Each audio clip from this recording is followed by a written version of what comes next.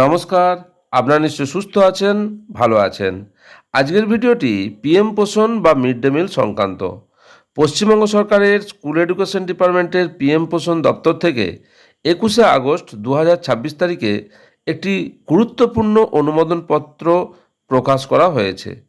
এই নোটিশে অক্ষয় পাত্র ফাউন্ডেশনকে নির্দিষ্ট কিছু এলাকায় পিএম পোষণের অধীনে মিড ডে মিল সরবরাহের অনুমোদন দেওয়া হয়েছে। নোটিশ অনুযায়ী সিঙ্গেল উইন্ডো মেগা কিচেনের মাধ্যমে মিড ডে মিল সরবরাহের জন্য মোট 6টি এলাকা বা জুরিডিকশন অনুমোদিত হয়েছে।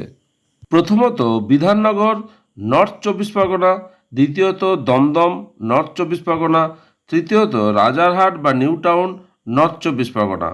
এছাড়াও রয়েছে হাওড়া জেলা, পুরুলিয়া জেলা এবং পূর্ব মেদিনীপুর জেলার নন্দীগ্রাম 1 ও নন্দীগ্রাম 2 ব্লক।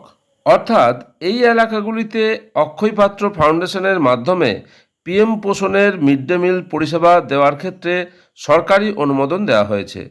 নোটিশে আরও বলা হয়েছে, সংশ্লিষ্ট এলাকার কম্পিটেন্ট অথরিটির সঙ্গে দ্রুত যোগাযোগ করে লেটার অফ অ্যাওয়ার্ড বা এলওএ নিতে হবে এবং এরপর এমওইউ সম্পাদন করতে হবে। এছাড়াও সংশ্লিষ্ট district magistrate, sub divisional officer এবং ব্লক ডেভেলপমেন্ট অফিসারদের প্রয়োজনীয় সহযোগিতা করার নির্দেশ দেওয়া হয়েছে। তাহলে কোন কোন এলাকায় এই ব্যবস্থা চালু হতে চলেছে এবং এর ফলে মিড ডে মিল পরিষেবায় কী পরিবর্তন আসতে পারে সেটি এখন দেখার বিষয়।